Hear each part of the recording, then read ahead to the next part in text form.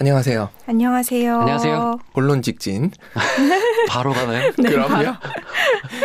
저희가 로마를 쭉 훑어오고 있는데 네. 갑자기 그리스로 좀 가겠습니다. 그리스. 왜냐하면 로마와 그리스가 한판 붙거든요. 그래서 그리스가 로마랑 붙기 전에 어떠한 상황이 있었는지, 네. 그리고 또 많은 사람들이 궁금해할 수밖에 없는 알렉산더에 그쵸. 대한 이야기도 같이 나눠볼까 합니다. 그리스 얘기를 하면서요? 네. 오. 질문 하나만 하고 갈까요? 네. 알렉산더는 그리스 사람일까요? 아닐까요? 질문한 거 보니까 아니다. 이 둘 다 맞아요. 알렉산더는 그리스 사람이라고 생각했고 네. 아테네나 이쪽 사람들은 아니라고 생각을 하는 묘한 위치예요. 고대 그리스, 아주 옛날 그리스, 청동기 시대에도 문명이 있었고요. 그거를 우리가 세계사 시간에 배웠던 에게 문명이라고 합니다. 에게해가 그리스하고 지금의 터키, 중간을 에게해라고 불러요. 네. 저쪽에서 발달한 문명, 그걸 에게 문명이라고 하는데 현재 그리스 사람들은 그 문명의 후손이라고 보진 않아요. 왜냐하면 보통 역사는 지배민족의 역사로 이어지잖아요. 승자의 기록. 그렇죠. 어쩔 수 없는 것 같아요. 귀족들 중심으로 이야기를 하다 보니까 네. 원래 그 지역에 토속민들이 있었어도 그들을 다 죽이고 뭐 이렇게지는 않거든요. 섞이지. 네. 그러니까 에게 문명 때 사람들, 그 문명이 미노스 문명, 키클라데스 문명, 미케네 문명. 미케네 문명도 많이 들어보셨을 거예요. 몇 번 들어본 것 같긴 합니다. 그렇죠. 저런 문명들이 있었어요. 네. 그런데 철기 문명을 가지고 있던 도리스인, 도리아인, 치킨도리아 뭐 이런 거 생각나는데 그 어떤 식으로 읽느냐에 따라서 좀 다르게 읽히는 거라서 도리아인으로 보셔도 되고 도리스인이라고 보셔도 됩니다. 저는 도리아인으로 배웠던 것 같습니다. 네. 근데 그 도리스인들이 북쪽으로부터 내려왔대요. 네. 철기를 갖고 있으니까 청동기를 갖고 있는 사람들한테는 천하무적이죠. 그쵸. 구리 칼은 철 칼하고 부딪히면 그냥 부러집니다. 그렇다고 하더라고요. 네. 네. 대신에 구리에 장점이 있는 거 아세요? 녹이 안 슬어요. 그래서 구리 동판, 네. 구리 동판? 말이 안 되죠. 그냥 동판이죠. 네. 동판에다가 새겨둔 것이 오래 가요. 그래서 유적으로 발견되면 거의 동파나 이런 게. 그러네. 그렇죠. 한니발도 그래서 자기의 업적을 남겨놓을 때 동판에다 적는 그런 행동들을 하죠. 하지만 강도면에서 봤을 때는 철기가 워낙 강해서 네. 철을 먼저 쓰기 시작한 민족이 쳐들어오면 끝장납니다. 네. 그래서 도리아인이 지금의 발칸반도 아래쪽을 점령을 해버리면서 지배민족이 돼요. 그런데 모든 지역을 점령하고 지배민족이 되지는 않은 것 같아요. 왜냐하면 뒤에 나오겠지만 스파르타는 도리아인이 맞아요. 네. 근데 아테네인은 아니라고 얘기해요. 이오니아인이라고도 표현하고 하는데 민족이 조금 달랐네요. 네, 민족이 다르대요. 그러니까 국가로는 하나인데 네. 그냥 족속이 다른 족속이 두. 근데 그 당시에는 도시국가니까 그쵸, 나라도 그쵸. 달랐던 거예요. 그러네요. 따지고 보면은. 네. 네네. 여기서 그리스의 지형을 조금 알고 가면 좋아요. 네. 그리스의 지형이 어떠냐면 산이 무지 많은 지형이에요. 네. 그러면 옆에 있는 마을과 소통이 쉽다 어렵다? 어렵다. 그러니까 도시국가가 더 발달했는지도 모르겠어요. 그런데 그 산이 아주 높진 않아. 네. 그럼 넘나들면서 싸워. 그래서 그 싸움을 워워시키려고 만든 게 뭐다?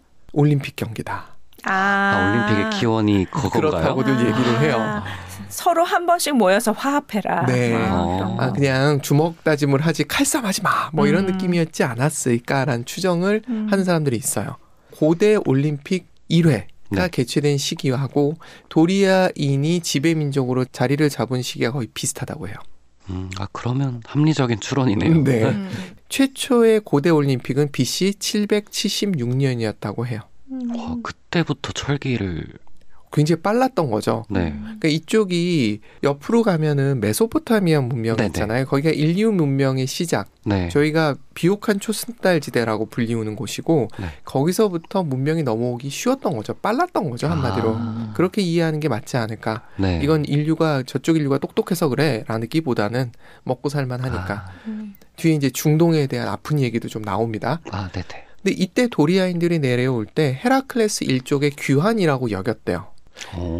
원래 여기 내가 살았는데 잠깐 갔다 온 거야. 이런 느낌으로 얘기했던 게 아닌가 싶어요. 근데 청동기 문명이 후졌냐? 아니에요. 저렇게 문자가 있었어요. 굉장히 발달한 문명이었지만 철을 쓰려고 그러면 굉장히 고온이 필요하거든요. 네. 그거를 못했던 것 같아요. 아, 그 기술까지는 아직 못 갔었구나. 그렇죠. 그게 풀무라고 하잖아요. 네. 바람 집어넣는 거. 네네네. 그게 먼저 만들어진 데에서 철기가 먼저 시작되는. 물론 철도 생산돼야 되겠지만. 불을 컨트롤할 수 있는 맞습니다. 기술이 있어요. 그래야 했다고 해요. 그렇게 해서 철기 문명으로 들어가요. 그러면서 아테네와 스파르타 같은 도시 국가들이 많이 생겨요. 네. 이 중에 우리가 알고 있는 도시 국가가 아테네하고 스파르타죠. 네. 그 외에도 코린트도 있고 테베도 있고 굉장히 많습니다. 네. 근데 우리한테 기억되는 게 저 두 가지라서. 그렇죠. 그리고 문명이 너무 달랐기 때문에 그래서 더 유명한 것 같아요. 그리스 옛날 이야기를 보시면 솔론의 개혁 이게 반드시 나오고요. 그리고 리쿠루로스 저희가 이거 익숙하지 않아요. 저희는 민주주의 이데올로기 시대에 살고 있기 때문에 솔론의 개혁은 많이 들어봤어요. 이름도 짧고. 그렇지만 리쿠루로스 개혁은 잘 못 들어봤어요. 그래서 한번 비교를 해드려 볼까 해요. 상황은 동일해요. 두 나라가. 네. 시민 계급과 특권을 가지고 있는 귀족 계급 간의 싸움이에요. 네네. 근데 어떠한 혁명도 누구에 의해서 주도된다? 피지배층? 피지배층 중에서 잘 사는. 맞아요. 잘 사는 피지배층이 항상 주도하는 게 일반적이에요. 그러니까 왕과 소수의 귀족을 대항해서 부르주아가 들고 일어나는 게 프랑스 혁명이잖아요. 그리스도 계층이 원래부터 땅을 갖고 농사를 지었고 돈이 많았던 귀족. 그리고 나서 그 아래 상업으로 먹고 살만해진 계층.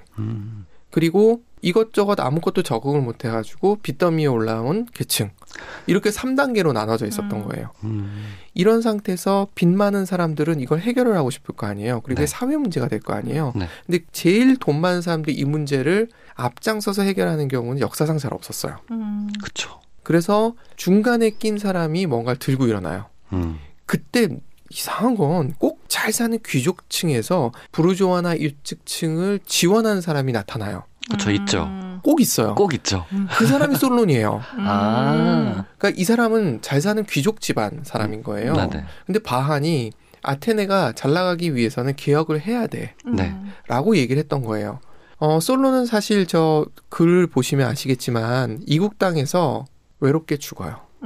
마지막에 추방을 당해서. 그러니까 개혁을 하고 했지만 문제가 좀 있었던 거죠. 네. 세 번째 라인에 보면 그러나 회전판이 그의 영혼을 곧장 하늘로 끌어올리고 그가 제정한 훌륭한 법은 사람들에게 가벼운 짐이니까. 네. 결국은 잘했다는 뜻인 거죠. 잘했다는 뜻이죠? 네. 그러니까 솔론의 개혁 덕에 아테네는 더 융성할 수 있었어. 라고 이야기를 한 어느 역사가의 이야기인 거예요. 네. 근데 사실은 그 한 사람은 끝난 건 아니고 클레이스테네스라는 사람이 한 번 더 개혁을 해요. 그러면서 완전히 민주정으로 자리 잡습니다. 스파르타는 우리가 알고 있죠. 그렇죠. 힘. 그리고 300 이런 거 보면 나오죠. 여기는 어떻게 했느냐 하면 귀족층들이 완전히 무인 계급으로 자리 잡습니다. 힘으로 눌러 이렇게 된 거예요. 네네. 여기도 3계층으로 나뉘어요. 그렇게 힘으로 누르는 계층. 그래서 네. 여기는 남자도 여자도 체력장에 떨어지면 끝장입니다. 거의 사자 이렇게 벼랑에서 떨어뜨리는 거 있죠? 네. 그 느낌으로 이해하시면 돼요. 진짜 300 생각하면 되겠네요. 네, 그렇습니다. 그리고 중간 계층은 뭐냐면 상공업에 종사하는 사람들이에요. 지배 계급들은 맨날 칼싸움 연습만 하고 있거든요. 네. 그럼 누군가 먹고 살 건 해결을 해야 될 거 아니에요? 네. 그걸 해결하기 위한 계층이 있었어요. 그러나 저 사람들한테 선거권이나 이런 건 없어요. 평균보다는 조금 나은. 하지만 저 사람들은 그래도 어느 정도 부를 축적할 수 있었는데 그것까지 막아버렸어요. 그러니까 보통 저 당시엔 은화를 많이 썼거든요. 네. 은화 유통을 막아버려요. 녹슨 철을 쓰게 합니다. 그러니까 이 해외랑 거래가 안 되는 거야. 그래서 부축적하게 나빴다고 그래요. 그리고 바닥은 농노예요. 여기에 관련된 이야기들이 지금 영화 속에서 많이 나와요. 전사 계급이 그런 농노나 아니면 어렵게 사는 사람들을 거의 인간 사냥하는 듯한 모습을 보여주는 영화들이 있어요. 헝거게임도 약간 그런 느낌을 주거든요. 헝거게임도? 네. 거기 보면 사람들끼리 싸움 붙여놓고 네네네. 그 관람하는 형태잖아요. 네네. 그거는 지네들끼리 싸우는 건데 네. 프레데터 같은 경우는 외계에서 와서 그쵸. 사냥하고 그것이 전사로서의 그런 모습을 보여주는 거잖아요. 네. 그런 모습이 스파르타에 있었어요. 스파르타에서는 농노를 사냥하는 것에 대해서 전혀 벌하지 않았어요. 쉽지 않네. 웃기죠. 네. 그러면 지배계급의 인원은 얼마나 됐을까? 한 2만 명 정도였대요. 2만. 이런 나라들의 특징이 있죠. 지배 계급이 더 확충되지 않는데 네. 계속해서 지배 영역을 넓히면 피지배층이 많아지고 그럼 관리할 수가 힘들어지죠. 그렇죠. 그래서 스파르타는 커진 적이 없어요. 정예 군대구나. 예, 완전 정예 군대. 그리고 솔론 옆에 있는 게 저게 뭐냐면 도자기거든요. 네. 도편 추방이라고 들어보신 적 있으세요? 도편 추방제. 네. 세계사 시간에 배웠습니다. 네, 오. 바로 그겁니다. 뭐냐면 제가 좀 정치를 하는데 독재를 하려고 그래, 왕이 되려고 그러는 것 같아 그러면은 시민들이 그 사람 이름을 깨진 도자기에 이름 써서 이렇게 내면 그 사람 추방당해요. 맞아요. 10년 동안. 10년의 기한이 있었나요? 네, 10년 기한이 있었어요. 그래서 추방당했다 들어오니까 정치 권력이 너무 세지면 저런 제도를 갖고 막았던 거예요. 아테네하고 스파르타는 굉장히 다른 색깔을 가지고 나름 번영을 했고 또 하나는 이들 안에 살고 있던 사람들이 계속 해외로 나갑니다. 그렇게 해서 계속 에게해 쪽으로도 가고 시칠리아로도 가고 시칠리아의 시라쿠사는 스파르타인들이 가서 만든 도시거든요. 네, 그래서 아테네인들도 가가지고 도시를 만들고 흑해연안도 가고 흑해연안에 그렇게 비옥하다라고 얘기하잖아요. 네. 저 때부터 흑해연안에 가서 도시국가를 지었던 사람들이 굉장히 많았던 거예요. 네. 그때 누가 쳐들어왔다? 페르시아가. 페르시아. 다리우스 황제. 네. 유명한 사람입니다. 그리고 크세르크세스. 아주 유명한 두 황제입니다. 크세르크세스는 네. 성경에도 나옵니다. 정말요? 네, 그 얘기를 좀 잠깐 해볼까 해요. 똑같은 이름으로 나오나요? 아니죠. 다른 이게 이름이죠? 발음이 그쵸. 히브리어로 바뀌면서 네. 다른 발음으로 나옵니다. 그래서 모르는 거예요. 음. 페르시아가 메소포타미아 지역에서 발흥을 했고 네. 계속 펼쳐지면서 시리아 쪽, 지금 터키죠. 네. 터키 있는 지역이 비옥했기 때문에 그쪽으로 계속 밀고 들어오는 건 지극히 당연해요. 네. 그렇게 계속 오다 보면 누구랑 부딪힌다? 그리스랑 부딪힐 수밖에 없는 거예요. 네. 그리스도 상업이나 이런 걸 하면서 부를 축적했기 때문에 페르시아 입장에서 봤을 때는 복속시킬 필요가 있었던 거죠. 네. 그래서 쳐들어옵니다. 그래서 알려진 전투들이 있죠. 마라톤 전투. 네. 너무 많이 알려져 있죠. 네. 이것도 배웠습니다. 그렇죠. 뭐 이기고서 그거를 전령이 뛰어오고 네. 어쩌고저쩌고 하죠. 다리우스가 그리스 반도까지 발칸 반도까지 들어왔지만 어이없게 져요. 네. 그 마라톤 전쟁에서. 그리고 쫓겨납니다. 네. 근데 그 아들인 크세르크세스, 이 사람이 야망이 굉장히 큰 사람으로서 와이프로 보통 넷까지 가지 않습니까? 셋째 부인으로 배다른 여동생을 데리고 가요. 왜 그러느냐? 아버지 눈에 들어서 자기 왕위 계승권을 확보하기 위해서. 첫째가 아니었는데. 그래서 왕이 돼요. 이게 어디 나오느냐 하면요. 아르미안의 네 딸들이라는 만화에 아주 자세히 설명이 돼요. 그래서 제가 처음에 그걸 보고 저 시대가 되게 궁금했었어요. 근데 알고 보니까 맞아요. 그거는 맞는 사실이더라고요. 역사적 사실을 갖다가 만화에 썼군요. 예, 맞아요. 하여튼 마라톤 전쟁에서 진 건 다리우스. 네. 그 다음에 다리우스가 죽고 크세르크세스가 왕위를 이어받습니다. 네. 그리고 나서 쳐들어오는데 좀 걱정을 했대요. 왜냐하면 저 조그만 나라를 인구 면에서 거의 10배라고 얘기를 하더라고요. 동원할 수 있는 군대도 10배인데 네. 우리가 왜 졌지? 약간 찜찜했지만 저걸 제압하지 않으면 안 돼. 라는 생각에 크세르크세스가 군대를 잔뜩 이끌고 몰려와요. 네. 그래서 대부분의 지역을 점령을 합니다. 이렇게 되니까 그리스의 그 도시국가들, 맨날 치고받고 투닥거리는 도시국가들이 이때는 뭉쳐야 돼. 네. 그래서 뭉칩니다. 네. 뭉쳐야 산다. 네. 근데 뭉치지만 잘 뭉쳐졌을까요? 안 되지 않았을까요? 맞습니다. 한 번도 안 해봤으니까. 아, 맞습니다. 지 멋대로인 거예요. 분열된 상태에서 작전 지휘권이 뭉쳐지질 않는 거예요. 그렇죠. 이때 아테네는 주로 해군 쪽이 강해요. 네. 근데 스파르타나 이쪽은 육군이 강해요. 네. 바한이 육지에서 전투를 해서 이길 방법은 없을 것 같아. 그래서 해상에서 해결을 해야 돼. 근데 스파르타와 그 외의 도시국가들은 아니야. 그렇게 하면 우리 위험해. 왜냐하면 아테네는 바닷가 쪽에 있었지만 딴 데들은 내륙 쪽에 있으니까 우린 어쩌라고. 네. 뭐 이렇게 되는 게 당연하죠. 네. 그래서 다른 도시국가들은 크세르크세스 군대를 육지에서 막기 위해서 계속 전투를 하는데 네. 지기도 하고요. 우리 네. 아테나가 뒤에서 정보를 팝니다. 그래서 지게 만들어요. 그래서 해상전에 집중할 수밖에 없게 만들어요. 와. 좀 그렇죠. 좀 네. 그렇다. 근데 아테네도 희생을 합니다. 아테네가 바닷가에 바로 붙어 있는 도시가 아니라 좀 걸려요. 네. 그런데 여기서 전투를 해봐야 우린 져. 네. 그러니까 소개 명령을 내립니다. 다 빠져나와. 섬으로 다 피신을 시켜요. 그리고 해상전을 붙습니다. 오. 그런데 역시 마찬가지예요. 군대는 훨씬 많아. 네. 이거 어떻게 이겨? 네. 이때 이순신 장군의 전법이 여기서도 비슷하게 나옵니다. 어떻게 해야 되죠? 저쪽은 적이 많아. 우린 숫자가 적어. 좁은 데로 가야죠. 정확합니다. 살라미스 해전이 딱 그거예요. 아, 울돌목 해역 그건가요? 비슷한 거예요. 네. 좁은 데로 끌어들인 거예요. 군대를 일단 둘로 분사시켰어. 그리고 하나씩 치는 형태를 씁니다. 오, 진짜 비슷하다. 예, 굉장히 비슷해요. 네. 옆으로 쭉 펼쳐서 오면은 우리가 못 이기니까 일렬로 서. 네. 그럼 우린 할 수 있어. 네. 300도 사실은 그런 느낌이죠. 그렇죠. 근데 300은 뒤통수를 칠 수 있게 누군가 길을 알려주죠. 네. 그래서 300이 무너지잖아요. 뭐 일설에 의하면 아테네 전쟁의 신이 나타나가지고 도와줬다 이런 말도 안 이렇게 얘기하면 안 되나? 하여튼 말이 될 수 있어요. 네네. 그렇게 해서 이겼다라고 자기네들은 이야기를 해요. 네. 그러면서 크세르크세스 군이 사실은 전부 다 철수하진 않았고요. 30만 정도를 두고 갔다는데 네. 이걸 이해하셔야 되는 게 페르시아에서 온 군대는 시민병이 아니에요. 용병? 용병도 아니고요. 페르시아가 지배하고 있던 국가에서 조금씩 공출한 군대예요. 아, 네네. 그래서 이들끼리 말도 안 통했대요. 아. 뭉쳐지지 않는 거예요. 네. 이게 로마의 연합군하고 많이 다른 것 같아요. 그래서 이게 잘 통제가 안 됐나 봐요. 네. 거기에다 황제까지 이거 전쟁 졌다는 얘기가 나오면 자기 왕위가 위험할 수도 있잖아요. 항상 네. 페르시아 왕가 사이에서는 계속 왕위를 노리는 형제, 사촌 있거든요. 페르시아 왕자? 네. 그래서 돌아갈 수밖에 없었던 거예요. 네. 그래서 그냥 사분오열 됐다고 보시는 게 맞는 것 같아요. 그래서 페르시아와 그리스 간의 전쟁이 크게 두 번이 있었는데 살라미스 해전을 기점으로 끝납니다. 이걸 3번이라고도 얘기하는데 그냥 2번이라고 봐도 되는 것 같아요. 왜냐하면 492년, 490년 거의 붙어 있고 네. 480년 좀 떨어져 있었기 때문에 네. 저렇게 해서 전쟁이 끝나요. 이걸 배경으로 영화가 굉장히 많이 나오죠. 위에 300. 네. 또 있고 그리고 아래 보면 저 사람이 크세르크세스입니다. 아. 크세르크세스가 성경에 왜 나오느냐? 넷째 부인 때문에 나와요. 에스더서. 아, 에스더서. 그 사람이 크세르크세스의 2번째, 4번째 부인이에요. 이것도 말도 웃기죠. 3번째 부인은 배다른 남매라고 얘기했잖아요. 네.